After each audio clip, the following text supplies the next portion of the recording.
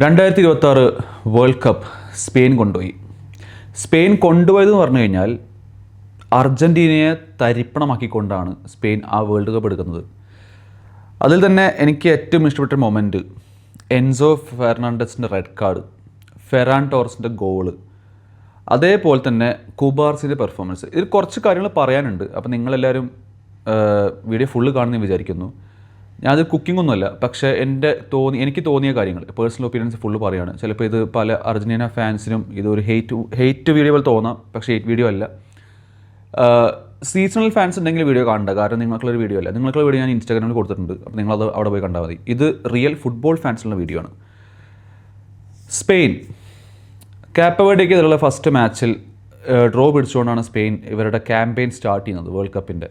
അതേസമയം അർജൻറ്റീന ആവട്ടെ മെസ്സിയുടെ ഹാട്രിക്കിൽ അൾജീരിയക്കെതിരെ ജയിച്ചുകൊണ്ടാണ് അവരുടെ ക്യാമ്പയിൻ സ്റ്റാർട്ട് ചെയ്യുന്നത്.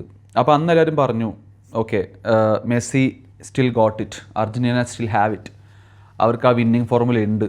സ്പെയിനാണെങ്കിൽ ഇത് കാണുന്നില്ല, സ്പെയിൻ വളരെ ഡിസപ്പോയിൻറ്റിംഗ് ആയിരുന്നു കാപ്പ വെർഡേക്കെതിരെ എന്നൊക്കെ പറഞ്ഞു. അതിൽ തന്നെ ഫെറാൻ ടോറസിനെ അന്ന് പലരും, ഇൻക്ലൂഡിങ് ഞാൻ പലപ്പോഴും പറയുന്ന സംഭവമാണ്, ഫെറാൻ ടോറസ് ദ ഷാർക്ക്, ഒന്നിനും കൊള്ളില്ല, ഓപ്പൺ പോസ്റ്റ് ആണെങ്കിലും ബോൾ വലയ്ക്ക് എത്തിക്കാൻ പറ്റാത്ത സ്ട്രൈക്കറാണ് ഫെറാൻ ടോറസ് എന്നുള്ളത് നമ്മൾ പലപ്പോഴും പറയാറുണ്ട്. പക്ഷേ അതേ ഫെറാൻ ടോറസിനെയാണ് നമ്മൾ കാപ്പ വെർഡേക്കെതിരെ കണ്ടത്. ഓപ്പൺ ഗോൾഡൻ ചാൻസ് കിട്ടിയിട്ടും മൂപ്പര് വലയ്ക്ക് പന്ത് കയറ്റിയില്ല. എന്നാൽ അതേ ഫെറാൻ ടോറസാണ് ഫൈനലിൽ സ്പെയിനിന് ആ വിന്നിങ് ഗോൾ അടിച്ചുകൊണ്ട് ലോകകപ്പ് എടുത്തു കൊടുക്കുന്നത്. അപ്പോൾ നിങ്ങൾക്കറിയാം, ഞാനൊരു മാഞ്ചസ്റ്റർ യുണൈറ്റഡ് ഫാനാണ്.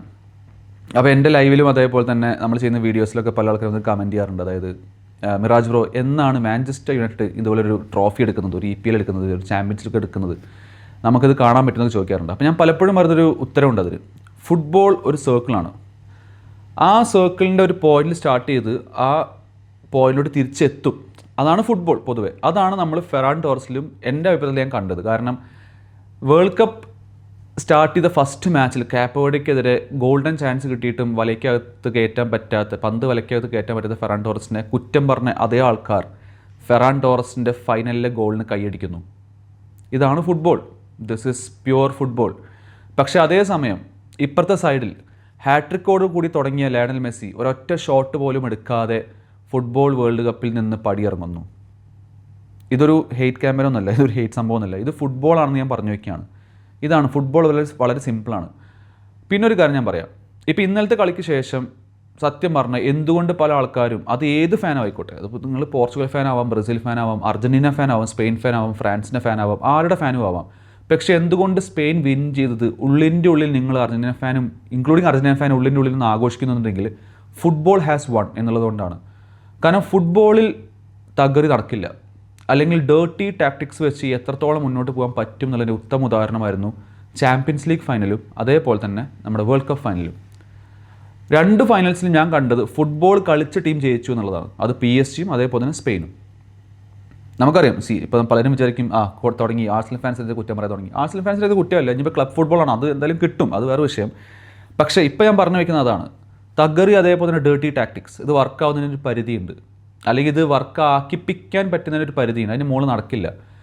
ഇപ്പം നിങ്ങൾ ഇന്നലെ എടുത്തു നോക്ക്, സ്പെയിൻ്റെ കളി നടക്കുന്ന സമയത്ത് സ്പെയിൻ ബെഞ്ചിൽ നിന്ന് കൊണ്ടുവന്ന സബ്സ്റ്റിറ്റ്യൂഷൻസ്, പെഡ്രി, ടെക്നിക്കൽ എബിലിറ്റി ഉള്ള ബോൾ കീപ്പ് ചെയ്യാൻ പറ്റുന്ന ഫുട്ബോൾ കളിക്കാൻ അറിയാവുന്ന ഒരു പ്ലെയർ. നേരെ മറിച്ച് അർജൻറ്റീനയോ പരേഡസ്, ഫുട്ബോൾ കളിക്കാൻ അറിയാം, ഇല്ലയെന്ന് പറഞ്ഞിട്ടില്ല, പക്ഷേ തകറി, ഡേർട്ടി വർക്ക്, ഡാർക്ക് ആർട്സ്, ഇടിച്ചു കുത്തിയിടുക, ഇതാണ് മൂപ്പരുടെ ഗെയിം. അപ്പോൾ ഇതിൽ ആരാണ് ജയിക്കേണ്ടത്? സ്പെയിൻ തന്നെയായിരുന്നു ജയിക്കേണ്ടത്. സത്യം പറഞ്ഞാൽ ഞാൻ ആ കളി കണ്ടുകൊണ്ടിരിക്കുമ്പോൾ എനിക്ക് ശരി, ഞാൻ ഒരു കാര്യം പറയാം, ആര് ജയിച്ചാലും കണക്കാണ്, കാരണം എനിക്കിപ്പോൾ അതിൽ ഞാൻ ആരുടെയും ഫാനൊന്നുമില്ല. പക്ഷേ ആ കളി സ്പെയിൻ ജയിക്കണമെന്ന് ഞാൻ തീരുമാനിച്ചിട്ടൊരു മൊമെൻ്റ് ഉണ്ട്. അത് ആ സ്പെയിൻ എക്സ്ട്രാ ടൈമിൽ അടിച്ച ഫസ്റ്റ് ഗോൾ, നിക്കോ വില്യംസ് അടിച്ച ഫസ്റ്റ് ഗോൾ ഡിസലോ ചെയ്തു എന്ന് കണ്ടപ്പോഴാണ്. അതൊരു ഫൗളാണോ എന്നുള്ളത് എനിക്കറിയില്ല. ഞാൻ ഫുട്ബോൾ ഇത്രയും കാലമായി കാണുന്നു, ഇനി ഇവിടെ പുതിയതായിട്ട് ഫുട്ബോൾ വല്ല റൂളും വന്നിട്ടുണ്ടോ എനിക്കറിയില്ല. അങ്ങനെ ഏതെങ്കിലും ഫൗള് നടത്തിക്കൊണ്ട് ഗോൾ റൂൾ ഔട്ട് ചെയ്തിട്ടുണ്ടോ എനിക്കറിയില്ല. മേ ബി എൻ്റെ മിസ്റ്റേക്ക് ആയിരിക്കാം. പക്ഷേ ആ മൊമെൻറ്റിലാണ് ഞാൻ നിശ്ചയിച്ചത്, Spain have to win this match. ഞാൻ പുറത്ത് പോയിട്ട് കളി കാണുന്ന സമയത്ത് എൻ്റെ ഫ്രണ്ട്സിനോട് പറഞ്ഞു, ഐ ഡോണ്ട് കെയർ, ഈ കളി അർജൻറ്റീന വിൻ ചെയ്ത് കഴിഞ്ഞാൽ ഫുട്ബോൾ കാണുന്നത് ഞാൻ ഇവിടെ നിർത്തും.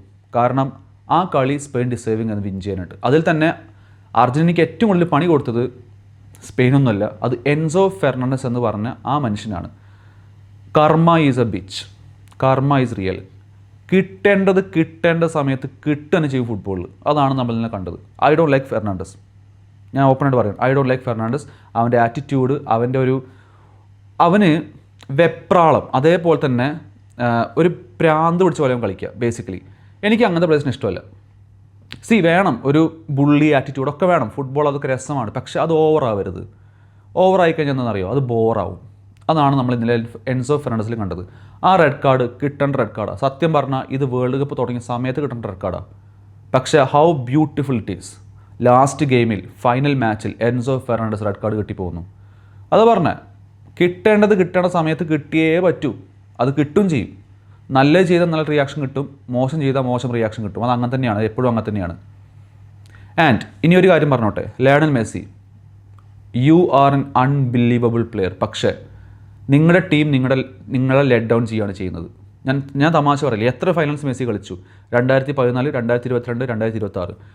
ഏറ്റവും കൂടുതൽ ഫൈനൽസ് തോറ്റൊരു മനുഷ്യന് മെസ്സി ആയിരിക്കും ചിലപ്പോൾ എന്നാണ് എനിക്ക് തോന്നുന്നത്. അങ്ങനെയാണ്, എനിക്കറിയില്ല, സ്റ്റാറ്റ് ഞാൻ നോക്കിയിട്ടില്ല, പക്ഷേ കണ്ടെടുത്തോളം ആ 2 ഫൈനൽസും തോക്കാൻ കാരണം അവരുടെ ടീമായിരുന്നു.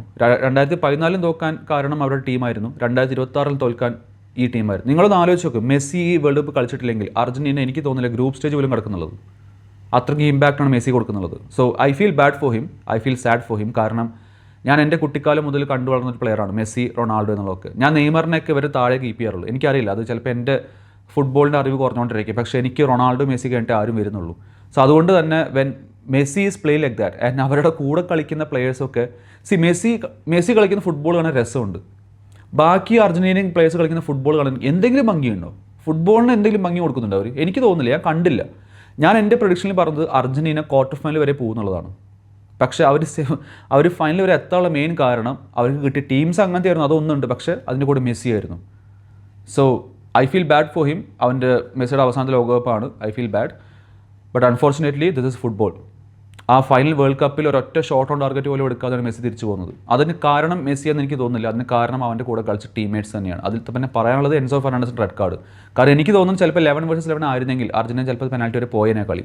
മേ ബി പെനാൽറ്റി പോയ അർജന്റീനയ്ക്കാണ് കൂടുതലും ചാൻസ്, നമുക്കറിയാം, അവർ തെളിയിച്ചിട്ടുള്ളതാണ്. പക്ഷേ ആ കളി സ്പെയിൻ ജയിക്കണം എന്നുള്ളത് ഫുട്ബോൾ ഗോഡ്സ്, അതിന് നിയമം തന്നെയായിരുന്നു.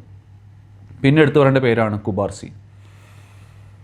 ഞാൻ ഇന്ന് പറഞ്ഞു വയ്ക്കാം, എനിക്കറിയില്ല ലാസ്റ്റ് ടൈം എന്നാണ് ഒരു ഡിഫൻഡർ ബാലൻഡോർ വിൻ ചെയ്തെന്നുള്ളത്. I think it was Cannavaro എന്ന് തോന്നുന്നു, എനിക്കറിയില്ല. പക്ഷേ ആ ഒരു കുറേ മുമ്പെയാണ്.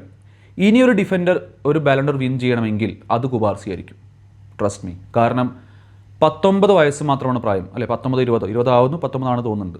ആ വയസ്സിൽ സ്പാനിഷ് പടയോടെ ഡിഫൻസ് കാക്കുക പറഞ്ഞു കഴിഞ്ഞാൽ അത്ര എളുപ്പമുള്ള പണിയല്ല. അതിനുള്ള മെൻറ്റാലിറ്റി പറഞ്ഞിട്ടുണ്ടല്ലോ, അതൊരു എലീറ്റ് പ്ലെയർക്ക് മാത്രമേ ഇത് പറ്റുള്ളൂ. സെർജിയോ റാമോസിനെ പോലെയൊക്കെയുള്ള ഒരു വേൾഡ് കപ്പ് വിന്നർ വലകാത്ത അല്ലെങ്കിൽ ഡിഫൻസീവ് ഷീൽഡ് വെച്ച ഒരു സ്പാനിഷ് പടയാണ് 19-ാം വയസ്സിൽ ചെക്കൻ വന്നിട്ട് ഞാൻ ലീഡ് ചെയ്യാതുകൊണ്ട് മുമ്പിക്ക് വന്ന് നിൽക്കുകയാണ്. ബാഴ്സ പ്രൊഡക്റ്റാണ്, ലാമാസി പ്രൊഡക്റ്റാണ്, അടിപൊളിയാണ്, ഒരു രക്ഷയില്ല. പക്ഷേ as A Spanish defender, young player of the year or the season or the tournament deserved ആണ്, ഒരു സംശയമില്ല. അതാ ഞാൻ പറഞ്ഞത്, അടുത്ത ഡിഫൻഡർ ബാലൻഡർ വിൻ ചെയ്തിട്ടുണ്ടെങ്കിൽ അത് കുബാർസി ആയിരിക്കും എൻ്റെ ഒപ്പീനിയനിൽ. നടക്കാതിരിക്കാം, പക്ഷേ എൻ്റെ ഒപ്പീനിയൻ ഞാൻ പറഞ്ഞത്. പലരും പറയുന്ന ഒരു പ്രഡിക്ഷൻ, മിറാജ് പ്രോ പ്രഡിക്ഷൻ നടത്താറുണ്ട്, ചിലതൊക്കെ ശരിയാവാറുണ്ട്. അങ്ങനെ ഒരു പ്രഡിക്ഷനാണിത്. കുബാർസി മൈറ്റ് വിൻ ബാലൻഡോർ അടുത്ത് തന്നെ ഒരു ഡിഫൻഡർ വിൻ ചെയ്യുന്നുണ്ടെങ്കിൽ. ആൻഡ് പിന്നെ എനിക്ക് പറയാനുള്ളത് 2 കോച്ചിൻ്റെ കാര്യമാണ്. അർജന്റീനയുടെ ടാക്ടിക്സ് എനിക്ക് മനസ്സിലായിട്ടില്ല, എന്താ ഉദ്ദേശിച്ചെന്നുള്ളത്. അതവിടെ നിൽക്കട്ടെ, അത് ആർക്കും പിടുത്തം കിട്ടുന്നില്ല. കാരണം മൊത്തം ടൂർണമെൻറ്റിൽ തന്നെ പല മൊമെൻറ്റ്സിലും സ്കലോനി ഇംപ്രസ് ചെയ്തിട്ടുണ്ട് ടാക്ടിക്കലി ചേഞ്ച് കൊണ്ടുവന്നിട്ട്.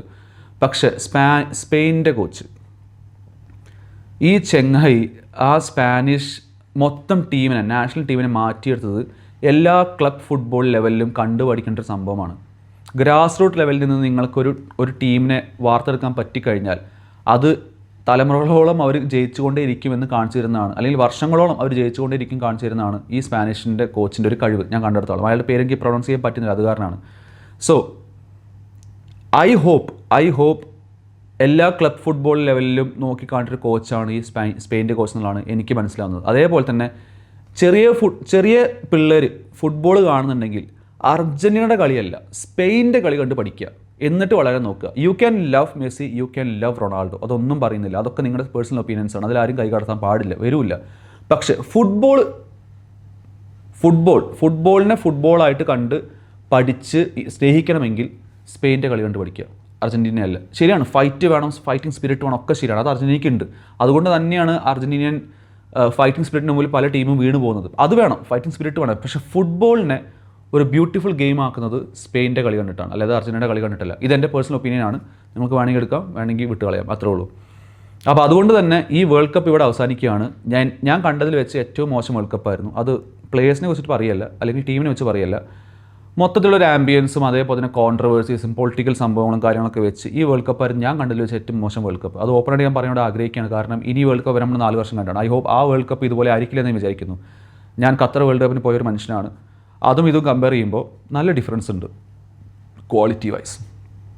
ശരിയാണ്, ഇവിടെ നമ്പേഴ്സ് ഉണ്ടായിരിക്കാം, കൂടുതൽ നമ്പേഴ്സ് കാണാം, പക്ഷേ ഓർഗനൈസ്ഡ് രീതി, കോൺട്രവേഴ്സി കുറഞ്ഞ രീതി, അതൊക്കെ വെച്ച് നോക്കുമ്പോൾ for me Qatar was better. പക്ഷേ എഗെയിൻ അത് ഡിഫറെൻറ്റ് ലെവലിൽ സംസാരിക്കുന്ന ഒരു സംഭവമാണ്. പല കാര്യങ്ങളുണ്ട്. അത് അതിലേക്ക് അങ്ങനെ കടന്ന് ചിന്തിക്കുന്ന ഒരാളല്ല ഞാൻ. അതിലേക്ക് ഞാൻ നിങ്ങളാണ് കൊണ്ടുപോകുന്നില്ല. പക്ഷേ എന്നാലും ഞാൻ പറഞ്ഞു വെച്ചാണ്, എൻ്റെ ഒരു ഒപ്പീനിയൻ പറഞ്ഞു വെച്ചാണ്. എന്തൊക്കെ പറഞ്ഞാലും Spain deserve to win this world cup undoubtedly. 1 goal considered. Again Cubarsi and Rodri, എടുത്തു പറഞ്ഞ റോഡ്രി ഒരു രക്ഷയില്ല. എല്ലാ പ്ലേയേഴ്സും ഡിസേർവിങ് ആയിരുന്നു സ്പെയിനിൻ്റെ, ഇൻക്ലൂഡിങ് ഫെറാൻ ടോറസ്. ആ ലാസ്റ്റിൽ ഗോൾ അടിച്ച് ഒരു ഫുട്ബോൾ ഒരു വട്ടമാണെന്ന്, വീണ്ടും ഒരു സർക്കിളാണ് ഫുട്ബോൾ, അത് നമ്മൾ അങ്ങോട്ട് തിരിച്ചതൊന്നും കാണിച്ചതെന്നാണ് ഫെറാൻ ടോറസ്. അപ്പോൾ അതുകൊണ്ട് തന്നെ respect to him, respect to Spain, and of course congrats to Argentina. Final വരെ എത്തി. എൻ്റെ പ്രൊഡിക്ഷൻ സ്പെയിൻ വേഴ്സസ് പോർച്ചുഗൽ ആയിരുന്നു. പക്ഷേ അൺഫോർച്ചുനേറ്റ്ലി സ്പെയിൻ വേഴ്സസ് പോർച്ചുഗൽ വന്നില്ല, സ്പെയിൻ വേഴ്സസ് അർജൻറ്റീന വന്നു. പക്ഷേ ഞാൻ പലപ്പോഴും പറഞ്ഞിട്ടുണ്ട്, ഇംഗ്ലണ്ട് സെമി ഫൈനൽ ഞാൻ പ്രഡിക്റ്റ് ചെയ്തിരുന്നു. സ്പെയിൻ ഫ്രാൻസ് സെമി ഫൈനൽ വരും, സ്പെയിൻ ജയിക്കുന്ന ഞാൻ പറഞ്ഞിട്ടുണ്ടായിരുന്നു. കാരണം Spain is a complete team, എന്നാണ് എനിക്ക് തോന്നുന്നത്. ഈ വേൾഡ് കപ്പിൽ തന്നെ, അല്ലെങ്കിൽ കഴിഞ്ഞൊരു 5 വർഷം എടുത്തു കഴിഞ്ഞാൽ, അല്ലെങ്കിൽ 4 വർഷം എടുത്തു കഴിഞ്ഞാൽ Spain is a complete team എന്ന് എനിക്ക് തോന്നുന്നുണ്ട്. So may be that's why they one the world cup. Deserved ആണ്. അർജൻറ്റീന നിലം പരിശാക്കി. അതിൽ സ്റ്റാറ്റ്സ് നമ്മൾ ഞാൻ ഇവിടെ പറയേണ്ട ആവശ്യമില്ലല്ലോ. 0 ഷോട്ട്സ് ഓൺ ടാർഗറ്റ് ആയിരുന്നു അർജൻറ്റീന. 117-ാം മിനിറ്റിലാണ് അർജൻറ്റീനയുടെ ഒരു ഷോട്ട് വരുന്നത്. സോ അതിൽ നിന്ന് നമുക്ക് മനസ്സിലാക്കാം എത്ര ഡോമിനേറ്റിംഗ് ആയിരുന്നു സ്പെയിൻ. നിഷ്പ്രഭമാക്കി കളഞ്ഞ അർജൻറ്റീന. അതൊരു ഡിഫെൻഡിങ് ചാമ്പ്യൻസ് എങ്ങനെ ആവാൻ പാടില്ല എന്ന് കാണിച്ചുന്ന കളിയും കൂടിയാണ് അർജൻറ്റീനയുടെ. So world cup is over. ഇനി നമ്മുടെ ക്ലബ് ഫുട്ബോൾ സ്റ്റാർട്ട് ആവുകയാണ്. Welcome back to club football, welcome back to Stretford Signal. ഞാൻ നിങ്ങളുടെ മിറാജ്, സൈനിങ് ഓഫ്. എന്തായാലും പുതിയ ആൾക്കാരെങ്കിൽ സബ്സ്ക്രൈബ് ചെയ്യുക, തീർച്ചയായും വീഡിയോ ലൈക്ക് ചെയ്യാൻ മറക്കരുത്, നിങ്ങളുടെ ഒപ്പീനിയൻസ് കോമെൻറ്റ് ചെയ്യാൻ മറക്കരുത്. And let me know in the comments, did you enjoy this world cup.